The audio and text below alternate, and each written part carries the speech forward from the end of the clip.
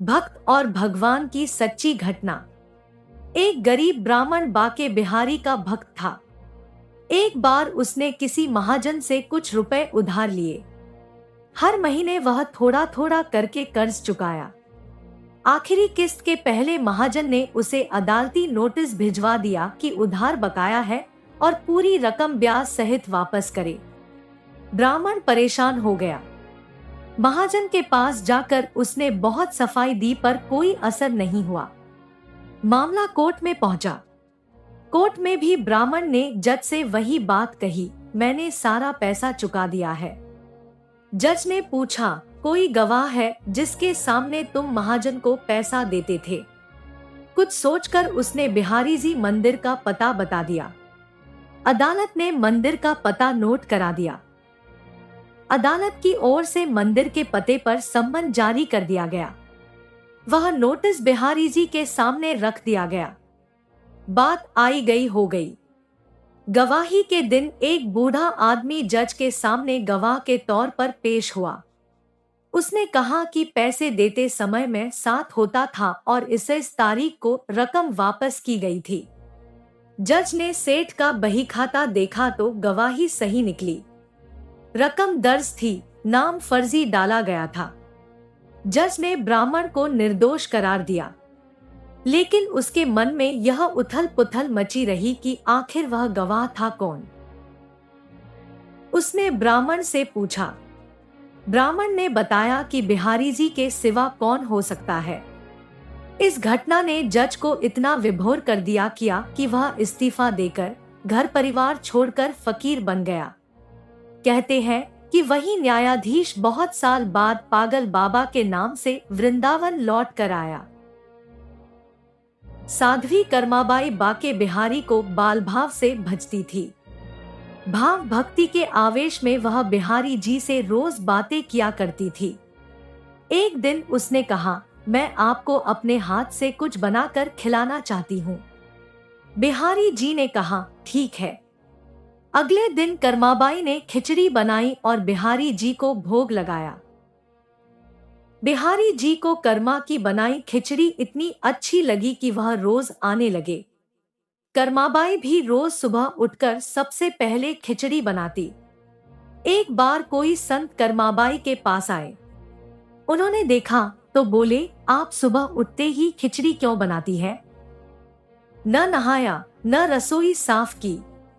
अगले दिन कर्माबाई ने वैसा ही किया। जैसे ही सुबह हुई, भगवान आए और बोले, माँ खिचड़ी लाओ। कर्माबाई ने कहा, अभी मैं स्नान कर रही हूँ, थोड़ा रुको। थोड़ी देर बाद भगवान ने आवाज लगाई, जल्दी कर माँ, मंदिर के पट खुल जाएंगे, मुझे जाना है। मगर कर्मा ने संत के बताए अनुसार स्नान ध्यान किया, तब खिचड़ी बनाई। भगवान ने जल्दी जल्दी खिचड़ी खाई और बिना पानी पिए ही निकल गए। बाहर संत को देखा तो वह समझ गए। पुजारी ने जैसे ही मंदिर के पट खोले तो देखा भगवान के मुख में खिचड़ी लगी थी। वह बोले, प्रभु, यह खिचड़ी मुख में कैसे लग गई?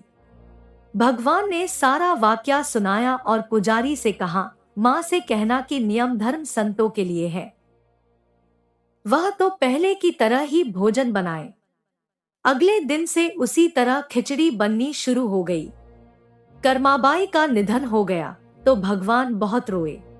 वह कहने लगे, मुझे कौन खिचड़ी खिलाएगा? इसके बाद व्यवस्था बनी कि सबसे पहले खिचड़ी का भोग ही लगेगा। एक और दूसरी सच्ची कथा इस प्रकार है। अगर आप इस चैनल पर पहली बार आए हो तो आगे बढ़ने से पहले चैनल को सब्सक्राइब कर ले। एक कथा है कि मंदिर के पुजारी हर शाम पूजा के बाद बाके बिहारी जी के बिस्तर के नीचे 4 लड्डू रख दिया करते थे, ताकि रात को भूख लग जाए तो बिहारी जी को भूखा न रहना पड़े। एक रात पुजारी जी लड्डू रखना भूल गए।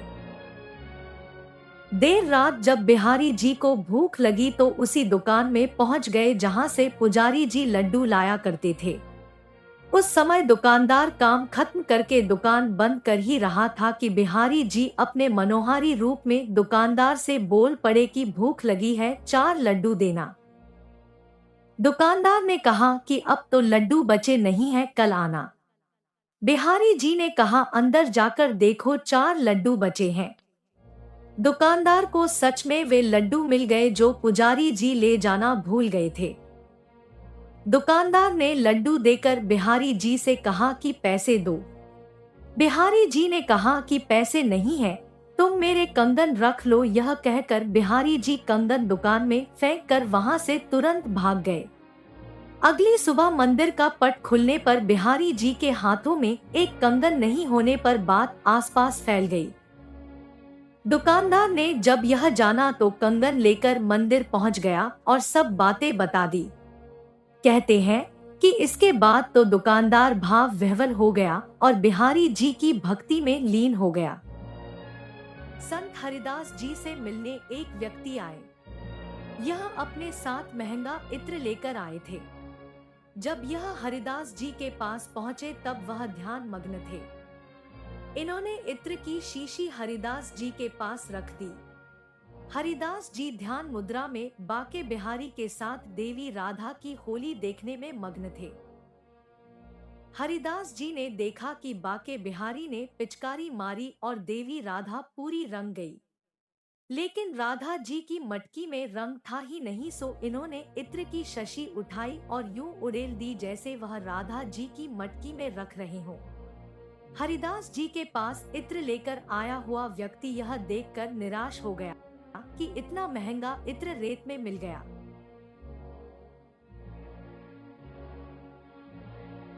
थोड़ी देर बाद जब हरिदास जी ने आंखें खोली तो देखा उस व्यक्ति ने कहा कि मैं आपके लिए इत्र लेकर आया था, आपने उसे रेत में मिला दिया। हरिदास जी ने कहा दुखी मत हो, जाकर बाके बिहारी जी के दर्शन कर लो। जब वह व्यक्ति बाके बिहारी के मंदिर में पहुंचा तो चकित रह गया। पूरा मंदिर उस इत्र की सुगंध से महक रहा था और बाके बिहारी जी इत्र से नहाए हुए थे। इस चमत्कार को देखकर वह हरिदास जी के चरणों में लौट गया। भगवान की भक्त में डूबकर हरिदास जी जब भी गाने बैठते तो प्रभु में ही लीन हो जाते। इनकी भक्ति और गायन से रिझकर भगवान श्री कृष्ण इनके सामने आ जाते। हरिदास जी मंत्रमुग्ध होकर श्री कृष्ण को दुलार करने लगते। एक दिन इनके एक शिष्य ने कहा कि आप अकेले ही श्री कृष्ण का दर्शन लाभ पाते हैं, हमें भी सांवरे सलोने का दर्शन करवाएं। इसके बाद हरिदास जी श्री कृष्ण की भक्ति में डूबकर भजन गाने लगे। राधा कृष्ण की युगल जोड़ी प्रकट हुई और अचानक हरिदास के स्वर में बदलाव आ गया और गाने लगे। भाई री सहज जोड़ी प्रकट भई, जुरम की गौर श्याम घन दामिनी जैसे। प्रथम है हुती अब हूँ आगे हो रही है, न टरी है तैसे। अंग अंग की उजकाई सुघराई चतुराई सुंदरता ऐसे। श्री हरिदास के स्वामी श्यामा पुंज बिहारी सम वैसे वैसे।